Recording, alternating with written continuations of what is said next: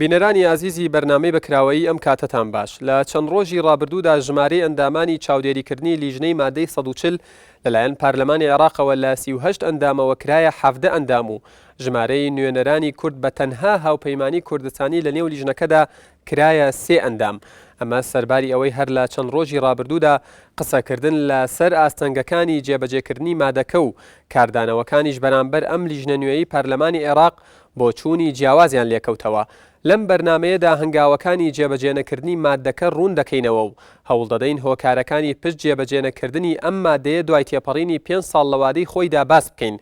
لە کاتێکدا ناوچەدابڕێنراوەکان لە مەندەلیەوە دەست پێ دەکا بە هێڵێکی ڕاست بەناو حەمریندا درێژ دەبێتەوە تا دەگاتە شەنگار، بەڵام لە باسی مادەی 140دا تەنها ناوی کەرکووک زەق دەبێتەوە. ئایا تا چەند ڕاستە کە ئەولەویەت لای سەرکردایەتی دوو پارتە دەسەڵاتدارەکەی هەرێمی کوردستان هێندە بۆ یاسای نەوتوگازە هێندە بۆ مادەی 140 و گەڕاندنەوەی ئەو ناوچانە نیە کە لە هەرێم دابڕێنراون. ئەو لیژنەیە لە ڕابردوودا بۆ مادەی 140 دروست کرا بوو. کاری چی بوو؟ ئایا بۆ نەتوانرا تەنها قۆناغێکی مادەکەش بە ڕێکوپێکی جێبەجێ بکرێت؟ نوری مالیکی دەڵێت تا سنووری پارێزگاکان دیاری نەکرێت مادەی 140 جێبەجێ ناکرێت. ئایا ئەمە خۆی بۆ خۆی مانای ئەوە ناگەیەنێت ئەو مادەیە هەرگیز جێبەجێ ناکرێت؟ بۆچی لە کۆبوونەوەکانی هەولێر و نەجەفدا ئەوەی باس نەکرابێت کێشەی ناوچە دابڕێنراوەکان بوو؟ تا چەند ڕاستە بەرپرسانی یەکێتی و پارتی دەستیان لە کەرکووک شتووە؟ ئەمانە و چەندین پرسیاری دیکە تەوەری ئەم ئەڵقەیەی بەرنامەی بەکراوەی دەبن. بینەرمان بن. بەڵێ بینەرانی عزیز دووبارە سڵاو بۆ قسەکردن لەسەر تەوەری ئەم جارەی بەرنامەی بەکراوەی میوانداری کاک نەجات حەسێن ئەندامی ئەنجومەنی پارێزگای کەرکووکمان کردووە. بەڵێ میوانی دووهەمیشمان کاک مەلا فەرمان هەڵسوڕاوی بزوتنەوەی گۆڕان لە شاری کەرکووک بەشدار دەبێت لەگەڵمان. میوانی سێمیشمان کاک کاوێز مەلا پەروێز وەکو ڕۆژنامەنووس و لێپرسراوی ڕاگەیاندنی پارتی دیموکراتی کوردستان لە شاری کەرکووک. بەخێراتنی هەموو لایەکتانەکەم و ماندوو نەبن بە خێراتنی و میوان ئازیزانە شەکەم. ئەبێ ئاماژە بەوەش بدەم کە بڕیار بوو لەم بەرنمەیە دکتۆر بڵین خەلیل ئیسماعیل ئامادە بۆیە حزوریە بۆیە لە بەرنمەکە، بەڵام بەهۆی هەڵە تێگەیشتنێک لە کاتی بەرنمەکە نەیتوانی ئامادە بێت ڕێزمان بۆی هەیە. کاک نەجات دێمە لای تۆ. هەر کە باسی مادەی 140 دەکرێت ئیتر هەموو کەسیەوەی بە مێشکدا دێکاڵێ مادەیە جێبەجێ ناکرێت. من دەپرسم ئەم مادەیە کێ هۆکارە لەوەی کە تا ئێستا جێبەجێ نەکراوە؟ ئایا هۆکارەکە وڵاتانی ئیقلیمین کە زۆر جار ئێوە وەکو پێکاتەی تورکمان ئەو تۆمەتەتان ناڕاستە دەکرێت کە تورکیا تەداخولەکە یاخود حکوومەتی عێراقا یا کورد خۆیەتی؟ طبعا مادەی 140 بە قەناعەتی من احتیمال بەرادەرانی ملەتی کورد عموما ئەلێ بەش کە مادەی 140 فقط بۆ کەرکووکە. من ئەلێم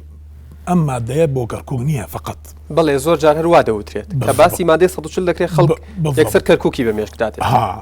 ئیدان لازمە سیاسەتمەدارانی کوردەکان بزانن ئەم مەوزوعە ئەم مادەیە زۆر حساسە، گرنگە، چۆن بۆ ئەقلیم بۆ جنوبیش گرنگە. لأنه ئێمە ئەگەر سیر جغرافیا ئەکەن خاریتەی عێراق ئەیکەن پێش هەفتا و نازانم 3 بوو یان 5 بوو پێش گۆڕانی خەریتەی عێراق سیرەکەی 6 محافەزە خاریتەکە گۆڕاوە. ئەنجا دەی قادر کەرەم لەکوێ سەلاحەدین لەکوێ زان چەند مەسافە هەیە. ئەنجا لە جنوبیش بەغا کەربەلا نەجەف تقریبا لە 150 نزیک 55 زیاتر زەوی کەربەلا تابع بوو بۆ ئەمبار، نەجەفیش عینەن.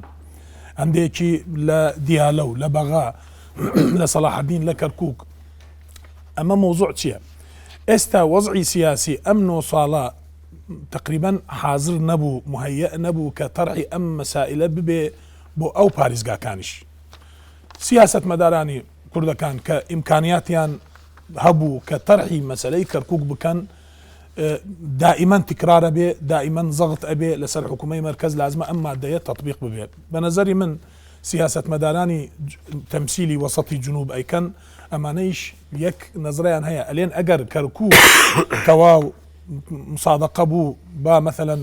خۆی مادەی 140 چییە؟ خۆی 3 مەرحەلەیە. یەکەمین مەرحەلە يعني تدقيق به مسألة كركوك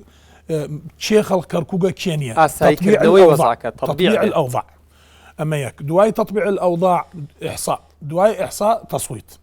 إنجا تطبيع الأوضاع حتى إستا نبوة براستي لسطا بيست يا كم ترز يا تربوة يا نبوة بس من ألم أما سبب شيء معلنة سبب شيء غير معلن أما يك أو برلمانية كان تحالف وطني ألين أجر كركوك تواو بو تصويت مان كر تواو روشت مثلا بو أقليم أو كاتا قائمي برايتي كردستان دعم ما ناك احتمال لسر أم باريزقا كان كعايدي خومانا يك توافق سياسي قرأتي من لبيرتان بينم بيش سي چوار مانگ سروك مام جلال يك مقترح تقديمي كرت مقترح كتشي بو أم نقطة يبو وتي خاريتي عراقي كون بو باريزقا كان طرح بكن لبرلمان با تصويت بلا سري مسألة ليريا بس احتمالا أما عادة زور طرح نابي تاق نجات مصلحتي كي ياخد برجواندي كي كبارودوخي كركوك ياخد بشي يكمي مادي سطو تشلك آساي كردنو تطبيعي أوزاع وكو خودوتت جيبا جينا كريت كي مصلحتي لمدايا من متنبيت أما وقت سلسلة يكي ارتباطي لوكتر أجر مثلا خو أزانن إما هموما لعراق البرلمان أزانن تشكيلي حكومي تشون بو عراقية رفضي كرد تشكيل أم حكومة دو قائمة تشكيلي كرد أم حكومتها كتحالف الوطني كدو قائمة ائتلاف الوطني دولة القانون زائدا أو بايما كردستاني أمانة تشكيلي أم حكومة كرديان عراقي رفضي كرد أصلا من أوائل بزان أجر فرزا آخرين روجا كان كسيرمان كرد تحالفاتش قراوة سحب الثقة أما سائلة سيركي أجر مثلا ديبو عراقي مثلا أو بايماي كردستان قريتي لقل عراقية تنسيق بكات لسر ما دي ستوتشل عراقية خوي أصلا نيوي لقل أما ديا نيوي لقل أما ديانية إذا تعدادش نيو زائدا واحدش توفير نابي لازم تحالف كردستاني لقل تحالف الوطني يلا أما سلية وابزانم فقط خاص بو كركوبنية إنجا برادراني كردكان بزوي قرك يعني مسألة كركوك حل بكنوا جنوب مهيئني طرحي أم مسائل بكات يوكو بيكاتي تركمان لاريتان هي لوي قر قۆناغەکانی مادەی ١40 جێبەجێ بکرێت کەرکووک بگەڕێنرێتەوە سەر هەرێمی کوردستان ئێمە ملەتی تورکمان عموماً سیاست مەدارانی و ملەتی تورکمان ڕائیمان ئەوەیە کە مادەی 140 یەکەمین فەقەرە لە 100 مەسلحەتی ملەتی تورکمانە ئەوەیش تطبيع الأوضاع چییە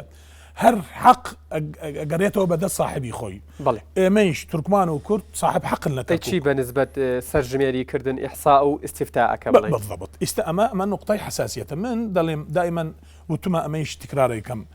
ئەلێم سیاست مەدارانی کوردەکان برا کوردەکان کە لە کەرکووک ئەم 8 ساڵە ئیدارە یان کرد لەگەڵمان سیاسەتیان ناجح نەبوو بۆ ئیقناعی ملەتی تورکمان کە كركوك أجر كردستان بو أم مسألة رازي بن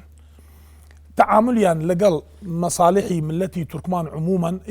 أم صالة تقريبا صالة ونيوى دواي أم اتفاق تغييراتي هي بس بيش أما تغييراتي نبو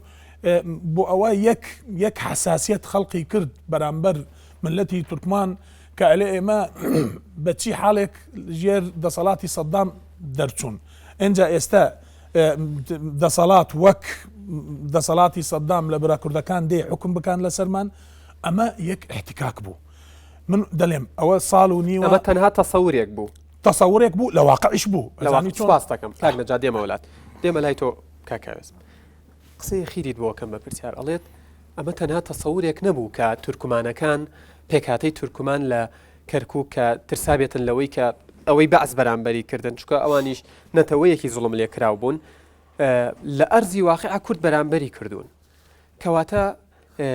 بۆچی کورد هەمیشە پەلەیەتی لە جێبەجێکردنی مادەی 140 لە کاتێکدا وەکو خۆیان دەڵێن کورد هاوکار نییە لە ئاساییکردنەوەی وەزعەکە بەڵێ من ڕێزمە سپاس بۆ جنابێت کورد سیاسەتی نەگۆڕاوە بەرامبەر پێکهاتی تورکمانی لە دوای پرۆسەوە تا ئێستا هەمان دید و ڕوانینی سیاسەتی کوردی کە هەبووە لە کەرکووک هەمان شتە پێم نییە ینی ئەو وێنایی کە برای بەڕێز کاک نەجات کردی زۆر لە جێخۆی و دەقیق بوو بێ کورد هیچ کاتێک ینی وا خۆی نیشان نەداوە لە کەرکووک ڕاستە تێبینی هەیە هەڵە هەبووە بەڵام وا هەڵسوکەوتی نەکردووە کە پێکاتەیەکی ڕەسەنی کەرکوو وا شعور بکە کە ستەمکاری لە دەربچێت بۆیە من لەگەڵ ئەو ئەم ڕایە لەکوێوە سەرچاوی بڵێ ئەم ڕایە زانی بعدێک لە پرسی مەسلەی کەرکووک بعدێکی ئیقلیمیە بەڕاستی ئەنی دەستی ئیقلیمی لە ناو دۆخی کەرکووک زۆر ڕوونە زۆر وازەحە ینی هەر کاتێک یەکێک لە دەوڵەتەکانی دراوسێ کە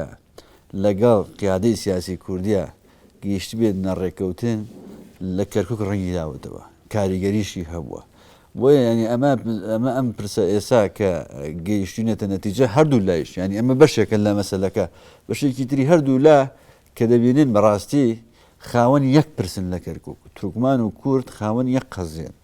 هەردوو لا ئەزانی یەک مەترسیان لەسەر بەڵامەوە تا تورکمانەکان لەڵای کوردەکان غەدرمان لێەکەن زانی ناکرێن من دایان نمونەی ترم هەیە ینی زانی تا ئێستاکە ئەوەی کە بەڵگەیە یەک تەلەڤیزیۆنی کوردی بۆ نمونە بە هەبێ سوکایەتی بە پێکهاتی تورکمان کرد بە یەک کوشەیەک بەڵام دەیان جار لە تەلەڤیزیۆنی تورکمان سوکایەتی بە کورد کراوە هەندێک وێنە نیشان دراوە کە ئەمە تعبیری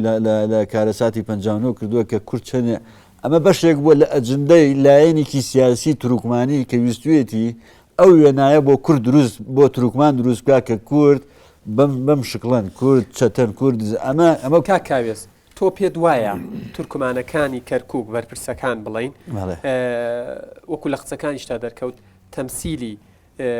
سیاسەتی یاخود نوێنەرایەتی سیاسەتی تورکیا دەکەن لە کەرکووک هەمووی ناڵێن بەشێکی زۆریان هێزێکی سیاسی کاریگەریان بەڵێ تعبیریان لە سیاسەتی یەک لە دەوڵەتەکانی دراوسێ مەکردووە پەیوەندی و علااقاتی ئەو دەوڵەتن لەگەڵ ئێمە ڕنگدانەوەی هەبووە بە ئیجابی یا بە سلبی بۆ ینی ئەمە ناکرێت بە دەربێت بەڕاستی لە ئاسڵ و کەوت ینی من بۆیە ئەوە دووبارە ئەەکەمەوە کورد هیچ کاتێک تورکمانی بە مەترسیدانە ناوە لە کەرکووک هیچ کات تەسەور ناکەم تورکمان لە کەرکووک عقم نییە لایەنە سیاسەکان ئەمە دروست بکەن ئەم وهمە لە نێو پێکاتی تورکمانی تورکمانیش هیچ کات مەترسی بوو بێ بۆ سەر کورد و کوردش مەترسی بێ بۆ سەر تورکمان چونکە ئەمە بە درێژایی مێژووی پێکەوە ژیانی ئەم پێکاتانە لە کەرکووک ستەمیان لێکراوە زڵمیان لێکراوە لە ئێستادا ئەمە لە پرۆسی 2023ەوە ریکاک نەجات ئەگەر بتوانێت نمونەیەک بێن تۆ کورد بە چ جۆرێک ستەمی لە تورکمان کردووە تا ئەو وێنایە دروست بێ کە لە کەرکووک دەسەڵاتی هەبووە هێزی چەکداری بووە ئیداری لەدەست بووە بە هیچ وەسیلەیەک من بە پێچوانەوەەوە دەڵێ ئەوە دەبینم کە کورد چەند داکۆکی لە مافی خۆی کردووە هێندەش داکۆکی لە پرسی تورکمانی کردووە لە شارەکە کاکاوێز دێمەوە لای مادەی 140 دەوترێت لە جێبەجێکردنی مادەی 140 سەرکردایەتی سیاسی کورد بە تایبەت لە ناو دوو پارتە دەسەڵاتدارەکە هێرێمی کوردستان کەم تەرخەمن لە ئاست جێبەجێکردنی ئەم مادەیەدا و زۆر جارە و بەڵگەیە دەهێنرێتەوە کە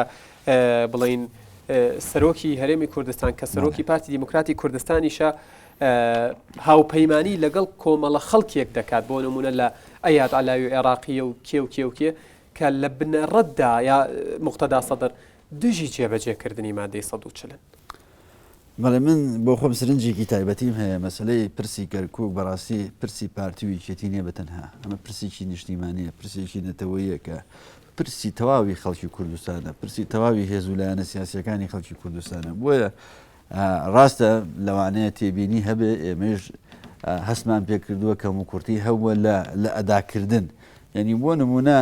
مادەی 140 بە تەنها هەرێمی کوردستان لێ مەسئول نییە ینی گروپی کوردی ئێمە لە بەغدا بە نوێنەران و بە ئەوانەی کە بەشدارن لە حکومەت و بە سەرۆکایەتی کۆماریشەوە لەگەڵ ئیدارەی پارێزگای کەرکووک کە پشتی سەرەکی ئەتوانێت ڕۆڵی تا بمێنێ بۆ بە ئاڕاستەکردنی جێبەجێکردن ئەمانە وەک ئەڵقەیەک پێکەوەنین لەگەڵ هەرێمی کوردستانە کە بە یەک ئاڕاستە هەنگاو بنێن بۆ جێبەجێکردنی مادەی 140 هەندێک جار زۆر لەوانە بێ ئاگان لە دۆخەکە هەندێک جار هەندێک مەسئول هەن کە بە مەسئولێتی خۆی ناڕوانی من بۆ نمونە ئەو عارەبانەی عربی تعریب کە هاتوون تعویزیان وەرگردووەتەوە لەوانەیە کاکنەجار لە ئیدارە بێت تا ئێستاکە چەندیان کە تعهودیان نووسیوە بگەڕێنەوە گەڕاونەتەوە بۆ ئیدارەی کەرکووک ناچێ کە ئەبێ ئەمە لە ڕووی قانونیشەوە ئەبێ بگەڕێنەوە کە ئێستاکە کار ئاسانیان بۆ کراوە ژمارەیەکی ئێجگار زۆریان ڕەگەزنامەیان دیسان ئەگەڕێنەوە بۆ کەرکووک کاکەوێست و لە قسەکان تەوتت گروپی کورد یاخود نوێنەرانی کورد بە بەرپرس و بە پەرلەمانتارەکانەوە لە بەغدا هەموو چۆن بڵێ بەرپرسن لە جێبەجێکردنی ئەم مادەیە و مەسئولیەتی هەمویانە بەڵام دەبینی لە کەمکردنەوەی کورسیەکان لە 38ەوە بۆ 7 کورد تەنها 3 کورسی بەردەکەوێت لە کاتێکدا بەپێی استحقاق بۆیە ئەبووە 4 کورسی بەربکەوێت و ئەوەی قسە لەسەری دەکرێت ئەوەیە لەناو ئەم نوێنەرانە نەنوێنەرایەتی محافظەی کەرکووکی تایە نوێنەرایەتی ئۆپۆزیسیۆنیشی تایە ئۆپۆزیسیۆنی کوردستان بەبەستم خۆی ئەمە پرسی ئەمەش خەلەلێکی تر نییە من پێم وایە خەلەلەکە لەوە نییە بەڕاستی خەلەلەکە لەوەیە کە بەم جۆرە پرسی کەرکووک ئێمە ئاڵۆزەکەین من ڕێزم هەیە من وەکو کەرکووکێک زۆرم پێخۆشە قیادەی سیاسی کوردی جۆی لە من بێ بەشێکی زۆری خەڵکی کەرکووک لە ئاسی باڵا لە پۆستەکانی حکوومەتی هەرێمی کوردستان و حکوومەتی عێراقی فیدراڵ جێبکەن و پۆستیان پێ بدرێن بە ڕێژەیەکی ئێجگار زۆر لە دام و دەستگاکانی دەوڵەتی لە هەردوو لە ئیش بە خەڵکی کەرکووک بدرێت بەڵام بۆ مەسلەی لیژنە ئەمە کە بە ناوچەگەرێتی کردێت بەڕاستی ئەو پرسەد لێ ئاڵۆزەکە یعنی دەبێت نوێنەرێکی خەڵکی سلەیمانی وەکو منی کەرکووکی بیر لە قەزەی کەرکووک بکات و دەبێت ئەوەی دوهۆکیش بە هەمان شێوەوەی هەولێریش بە هەمان شێوە بۆیە ئەم هەڵایی کە لەسەر ئەوە دروست بووە بۆچی ئەوەی دیانە بۆ یان ئەمە دیانە بووە ینی ناکرێت کەرکووک ببێ بە پرسی مزایدەی سیاسی مزایدەی حزبی یعنی شتێک بێنین دروستیکن کە لەسەر پرسی کەرکووک وڵا ئەمە بۆچی ئەوە نەبوو بۆچی پارتیکێنەوانی مزایدەی سیاسی بەسەر پرسی کەرکووکەوە گەر بە تەحدیدی قسە بکەین بەشێکی زۆری هێز و لایەنە سیاسیەکانە کە بەداخەوە ینی هێز و لایەنە سیاسیەکانی کوردستان بە تایبەتی لەسەر بەڵام هێز و لایەنە سیاسیەکانی کوردستان کێن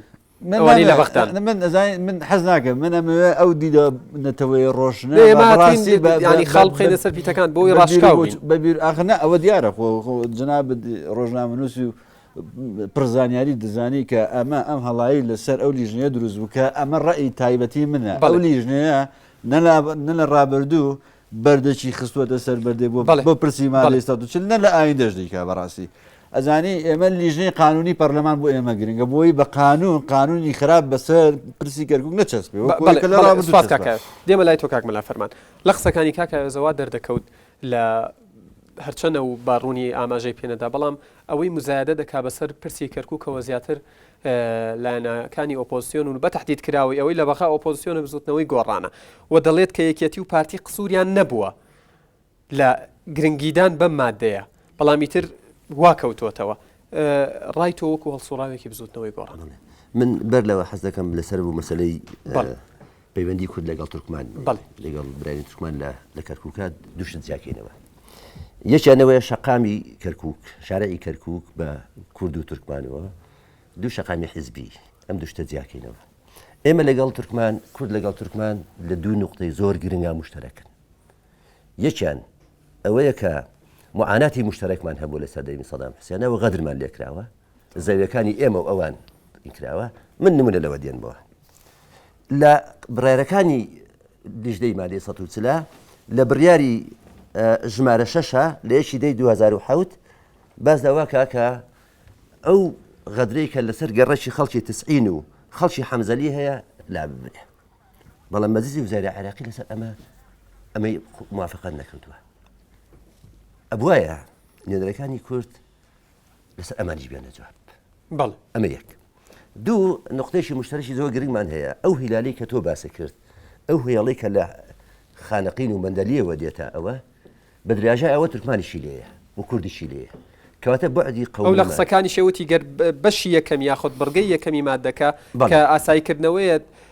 جێبەجێ بکرێت تورکمان بە دەرەجەیەک مستەفید بەڵێ وایە کورد و تورکمان بە دەرەجەیەک مستەفیدە هەر 100% کورد و تورکمان مستەفیدە لە مەسەلەی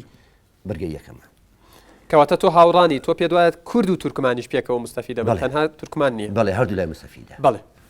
بە دەرەجەیە کورد چکە ژمارەی کورد و کورد زیاتر لە کەرکووک دەرکراوە وەک لەوەی کە بڵێن تورکمان لە شوێنەکانی تر کورد زیاتر دەرکراوە ئەوە مەسەلەی ڕێژەی هینە دانیشتوانە بەڵام لەوەی لە دوای پرۆسەی ئازادی عێراقەوە نەخە کورد ئەستەمکار نەبووە بەرامبەر تورکمان بەڵام غەڵەتەکان لەکوێ بووە ئێمە نەهاتوین تەعامل لەگەڵ تورکمان بکەین وەک کیانێک پێین بڵێن تورکمان تۆ لە کوردستانە لە کەرکووکە یەک بەعدی قەومی لەگەڵ ئێمە نقاتی مشتەرەکە زۆرە پرۆژە چییە چیت لە دەسەڵاتی کوردی ئەوێ کاگمە لە فەرمان بمبورە قسەکەت پێ بڕم بزوتنەوەی گۆڕان لە دوای 2009 دەبینیت ئەوە 3 ساڵ پێ دەنێتە نێو 4 ساڵەوە لە کەرکووک حزوریان هەیە گۆڕان توانیوێتی ئەم تەعاملە صحیە بکات وەکو خۆت ئاماژەکانی ترنیان کردووە تا ئێستا لە ئەنجومەنی شارانین دەسەڵاتان نین و ئێمە بچینە دەسەڵاتەوە بەرنامەی خۆمان هەیە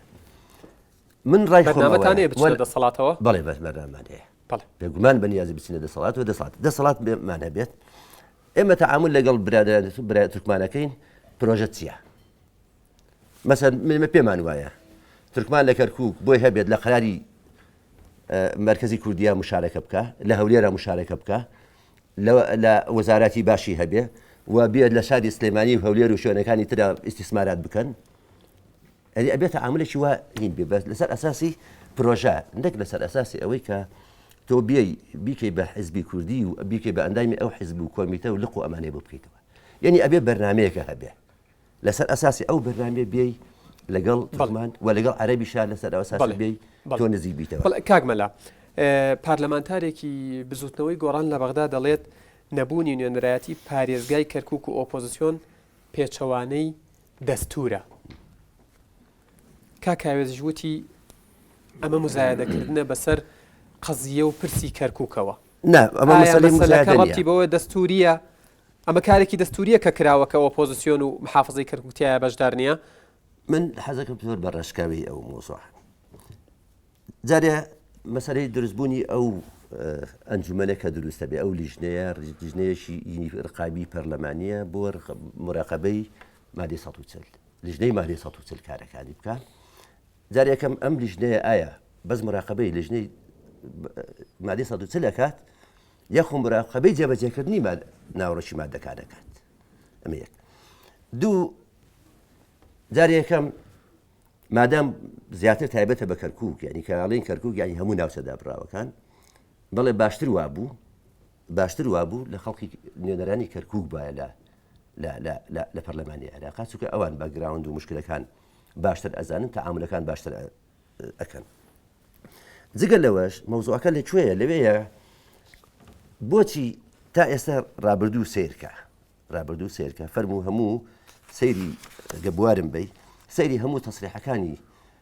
سەرکردایەتی کورد بکە و بەدایەتی پارتی وێچێتی لە 2003 بۆ ئێساکانە هەموو تەسریحەکانی بەدایبەتی ئەوانەی مامجەلال و ئەوەی کاک مەسعود سیرکە زۆر تەسریحی متناقضیان داوە زۆرشتان لە خەڵک شاردووە بۆ نمونە یەک بۆی بنوە مەسەن یەکێ لە مەتاری سلێمانی مامجەلال تووڕە بوو لە ژینەکان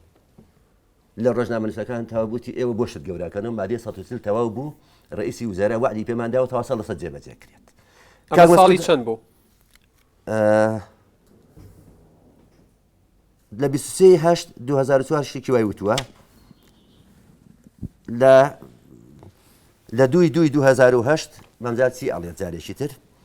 دوایەوە چەند ڕۆژە لە کەرکووک مایەوە باسی ئەوە کە 140 مادەیەکی دەستوریە 12 ملیۆن کەواتە کاگمە لە فەرمان ڕای خۆتم پێ بڵێ یەکێتی و پارتی لە جێبەجێنەکردنی ئەم مادەیە تا چەند بەرپرسن بەرپرسی یەکەمن لەسەر ئاسی کورد وەکو خاوەن ماڵ ئەمان بەرپرسی یەکەمن لە هینە دەربارەی لیژنەکەش بەشداری نەکردنی ئۆپۆزیسیۆن دوومانەیە هەیە یەکیان ئەوەیە جارێ لە بینی پارتی وێشەریکە هاوپەیمان خۆیان پارتی قۆرغی دەسەڵاتەکانەکان لەوێش مەبەستی لەمە چییە ئێستا بڕۆ لە ئەندام پەرلەمانەکانی سەربەیەشێتیش لە ئەوانەی کەرکووک زۆر گلەی و گازندەیان ڕخنەی زۆریان لەو مۆزوع هەیە مەسەلەکە چییە لەبەرەوەی تا ئێستا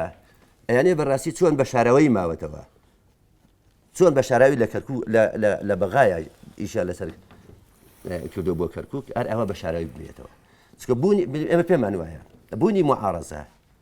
ئەندامێکی معارەزە لەوەیە هەوڵی ئەوەدا کە شتەکان بەڕاستی بە ڕاشکایی بە خەڵک بڵێت مەسەل لەوەتەی بزوتنەوەی گۆڕان چۆتە بەغا ئەو هەشت ئەندام پەرلەمانە وەک مەحامی خەڵکی کوردستان و کەرکووک و هەمووانە ئەو مۆزوعانەی کە هەموو تاریحەکە مەسەل پێشنیاری ئەم هینە دروستکردنی ئەم لیژنەیە پارک لەسەر داوای پێشنیاری بزوتنەوەی گۆڕان بووە و بزات لەسەر پێشنیاری حاکم کاک بەلا فەرمان لە کاتی هەڵبژاردنەکانە لە 12 کورسیەکە یەکێتی ژماری کورتیەکانی لە پارتی دیموکراتی کوردستان زیاتر بوو. ڕایەک هەیە دەڵێت کە ئاساییکردنەوەی بارودۆخی کەرکووک لە بەرژەوەندی پارتی دیموکراتی کوردستاندا نییە. تۆ تا چەند هاوڕای لە کەرکووک؟ بەڵێ. ئەوە وەستاوەتە سەر ئەوەی کە حەزمی حیزبی، یعنی چونکە حەزمی حیزبی لە کەرکووکە بەڕاستی پارتی کەمە، زۆر کەمە بە چاو یەکێتیەوە، و ئێمە تەوەقعمان وایە لە داهاتوودا کەمتریش بێت، چونکە دەرکەوت لە هەموو کۆبنەوەکانە. مەسەن ئێمە لە کەرکووک کۆبنەوەمان لەگەڵا کردوون، دەرکەوتووە ئەوەی کە لە ئەعلام باسەکەن، ئەوەی کە لە کۆبنەوەکانە بازەکرێت لە جێبەجێکردنەوە نیە. ڕەنگە یەکێ لە وینەکان خەڵقی سیاسی تەحلیلی وایە لە ئەگەر کەرکووک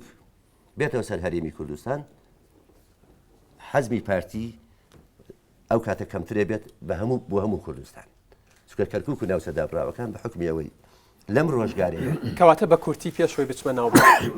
ئاساییکردنەوەی بارودۆخی کەرکووک لە بەرژەوەندی پارتی دیموکراتی کوردستاندا نیە. ئەوەی کە من ئەبینم و ئەوەی کە من ئەخێنمەوە بە عەمەلی ئەوان خۆیان وا بیرەکەنەوە. سوپاس. ئەمەش بیرکردنەوەی خراپە بەڕاستی. بەڵێ سوپاس. بینەرانی عزیز ناوبڕێ گۆرەگرین و بەردەوامە بین لا گفتوگۆکەمان.